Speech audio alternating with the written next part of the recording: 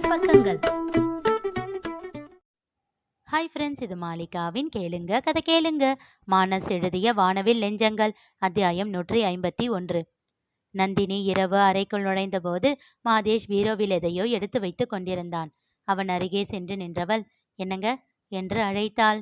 அவனோ திரும்பி அவளை தீயாக முறைத்தான். இப்போ எதுக்கு என்ன முறைக்கிறீங்க? அவன் ஃபோன் பண்ணா என்கிட்ட கொடுக்காதன்னு சொன்னா கேட்க மாட்டியா? எப்போ பார்த்தாலும் தூக்கிட்டு வந்து என் கையில கொடுக்குற. அவர் உங்களுக்கு கூப்பிடுறப்போ நீங்க அட்டன் பண்ணா என்ன ஏன் கூப்பிட போறாரு? பீரோவை மூடிவிட்டு கையை கட்டி அவளை ஆழமாக பார்த்தான். எதுக்கு இப்போ இப்படி பார்க்குறீங்க என்று முகத்தை சுருக்கினாள். நான் ஃபோன் எடுக்கலனா எனக்கு பேச விருப்பம் இல்லைன்னு தானே அர்த்தம். அப்போ திரும்பவும் என்கிட்ட வந்து போனை நீட்டுனா எப்படி? கடுமையாக வந்த அவன் குரலில் பயந்தாலும் தன்னை கஷ்டப்பட்டு சரிப்படுத்தி கொண்டு கூறினாள் நந்தினி. நீங்க அப்படி பேசாம இருக்கிறது தப்புன்னு அர்த்தம். நந்தினி என்று கோபமாக கத்தினான். அதில் அதிர்ந்து 2 அடி பின்னே நகர்ந்து நின்றாள் நந்தினி. சரி, எது தப்பு எதுன்னு நீ ஒன்றும் எனக்கு சொல்ல தேவையில்லை, எனக்கே தெரியும் என்றவன் கோபமாக அறையை விட்டு வெளியில் சென்று விட்டான். அவனால் கோபத்தை கட்டுப்படுத்த முடியவில்லை. தோட்டத்தில் சென்று வேகமாக நடக்கத் தொடங்கினான். தன் கோபத்தை அடக்க மிகவும் முயற்சித்து கொண்டிருந்தான். முரளியின் மேல் இருக்கும் கோபம் எல்லாம் அவன் மூளைக்குள் சேர்ந்து மண்டையை சூடாக்கி கொண்டிருந்தது. அவனை தோக்கடிக்கணும்னு நினைச்சேன், ஆனா முடியல இல்ல. எங்கேயாச்சும் சமயம் பார்த்து அவனை ஜெயிச்சு காட்டணும்னு நினைச்சா எல்லா இடத்துலையும் எனக்கு தோல்வி மட்டும்தான் கிடைக்குது. அவன் நினைச்சது மட்டும்தான் சரியா நடந்துகிட்டு இருக்கு. அவனை அவமானப்படுத்தலாம்னு நினைச்சாலும் முடியல. ஃப்ரெண்டுன்னு சொல்லி தொலைச்சதுக்கு அப்புறம் அவனை அவமானப்படுத்தினா என்னோட பேரு தான் கெட்டு போகும். வேணும்னே அதுக்கு தான் இப்படி ட்ராப் பண்ணி வச்சுட்டான் போல. ச்சே!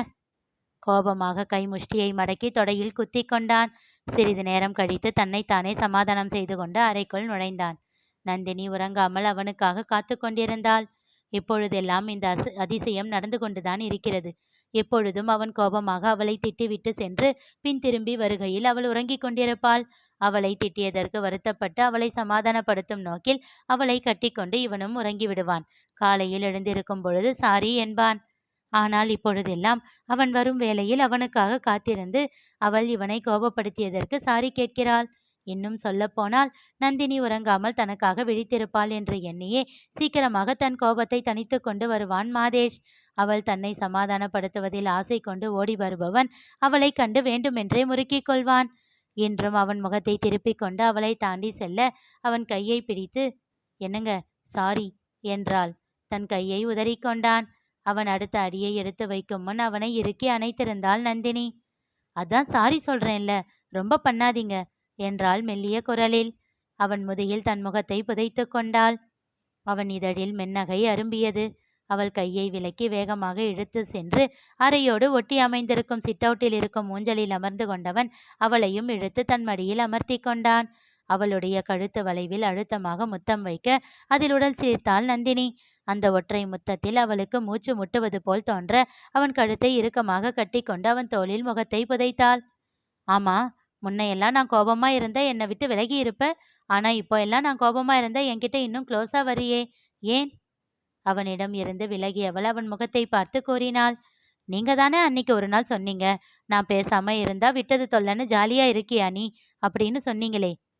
ஓ என்று சொல்லி திரும்பி கொண்டவன், நீ சமாதானப்படுத்தலனா நான் கோச்சுக்கிறேன்னு இப்ப எல்லாம் சமாதானப்படுத்த ஆரம்பிச்சிட்டியா என்றான். அவன் கன்னம் பற்றி தன் பக்கம் திருப்பியவள், இல்ல, நீங்க என்கிட்ட கோச்சுக்கிட்டா நான் ஜாலியா இல்லை அப்படின்னு உங்களுக்கு புரிய வைக்க முயற்சி பண்றேன். விழி விரித்து ஆச்சரியமாக பார்த்தான் மாதேஷ். உண்மையேதான் சொல்றேன் என்றாள் தன் கைகளால் அவன் கன்னங்கள் பற்றி. நீ என்ன சமாதானப்படுத்துறது எனக்கு ரொம்ப பிடிச்சிருக்கு என்றான். இப்பொழுது அவள் அவனை ஆச்சரியமாக பார்த்தாள். அப்படியென்றால் இத்தனை நாள் நான் அவனை சமாதானப்படுத்த வேண்டும் என்று எதிர்பார்த்து கொண்டிருந்தானா? நான் தான் முட்டாளாக எங்கே திட்டுவானோ என்று பயந்து அவனிடம் தள்ளி இருந்து விட்டேனா என்று எண்ணி தன் மடத்தனத்தை தானே திட்டிக் கொண்டாள். சாரி என்றாள். எதுக்கு என்று கேட்டான். நீங்க என்ன நினைக்கிறீங்கன்னு புரியாம எங்க நீங்க திட்டுவீங்களோன்னு பயந்து உங்ககிட்ட இருந்து தள்ளி இருந்தேன். உங்க கோபம் சமாதானமானதும் உங்ககிட்ட வரலாம்னு நினைச்சுக்குவேன். ஆனா எப்போ நீங்க சமாதானம் ஆவீங்கன்னு ஏங்கிக்கிட்டே இருப்பேன்.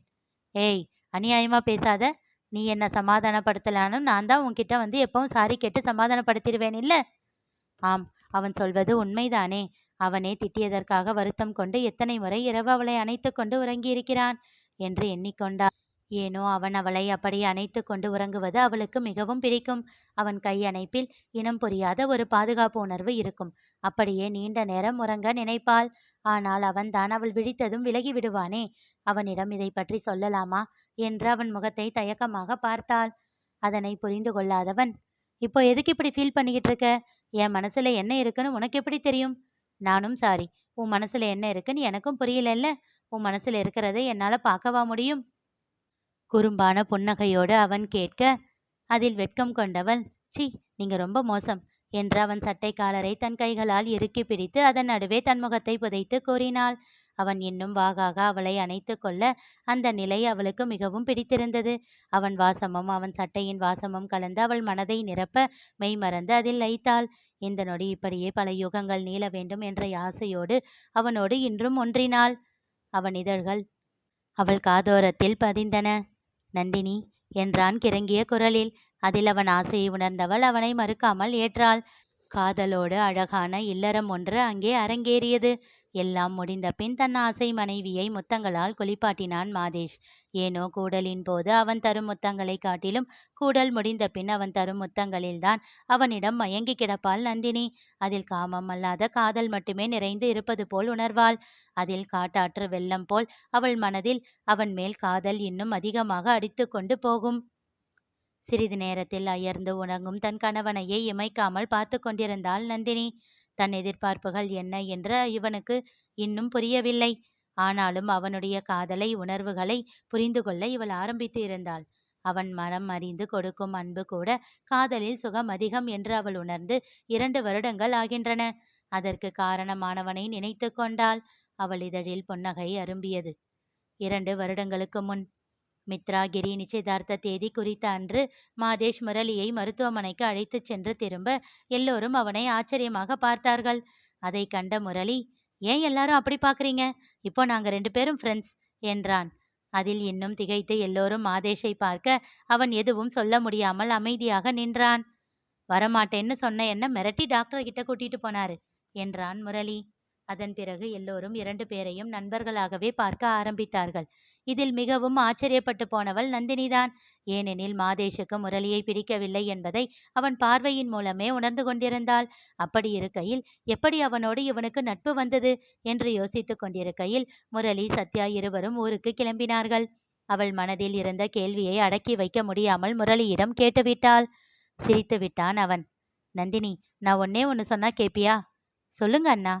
எங்களை பத்தி யோசிக்கிறதெல்லாம் இருக்கட்டும், அதை அப்புறமா பார்த்துக்கலாம். முதல்ல அவரை நீ புரிஞ்சுக்க ஆரம்பி. அவள் முகம் சுருங்கியது. என்னண்ணா அப்படி சொல்றீங்க? எனக்கு அவருன்னா எவ்வளவு இஷ்டம் தெரியுமா? தெரியும். அதே அளவுக்கு அவருக்கும் உன் மேல இஷ்டம் இருக்கு. அது உனக்கு தெரியுமா? திகைத்தாள் அவள்.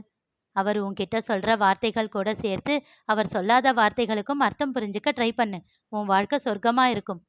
அவ்வளவுதான் கூறினான். திருக்குறளைப் போல 2 வரிகளில் தன் வாழ்வை மாற்றிவிட்டவன் அவன் என்று எண்ணினாள் நந்தினி. அதன் பிறகே தன் கணவன் சொல்லும் வார்த்தைகளை கூர்ந்து கவனிக்க ஆரம்பித்தாள். எல்லோரையும் போல் பக்கம் பக்கமாக பேசுபவன் இல்லை அவன்.